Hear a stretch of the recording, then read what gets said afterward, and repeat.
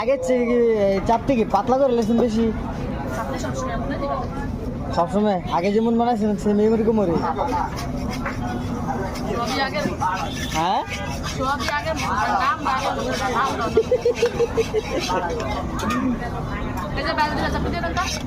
আর উড়ান আরো দুটা উড়ান একসাথে আর উড়ান উড়ান আর একসাথে এই কারণে করতেছে উড়াইবেন এই কারণে আমি বলতেছি এই হচ্ছে সেই সাতিলা ভাইরাল দোকান ঠিক আছে তো তার দোকানে আজকে আসলাম বহুদিন পর আমরা চাপটি খাইতে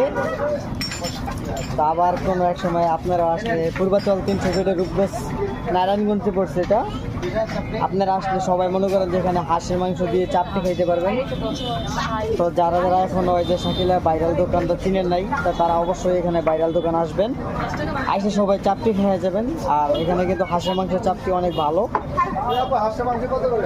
তো আজকে এই পর্যন্ত এটা ঠিক আছে দেখবেন নেক্সট অন্য কোনো এক ভিডিওতে এই 10K ফলোয়ার ঠিক আছে কিছু করে দাও 10K ফলোয়ার আছে মাঝে মাঝে ভিডিও ছাড়ি 10K তে 20K যাবো গা তোমার কথায় ঠিক আছে কই আমার চাপটি কই দিছে আমার চাপটি এবার আর জন্য দিয়ে লাগো না এই লেগে তো আমি তো এই জন্য তো এখানে আইছি ঠিক আছে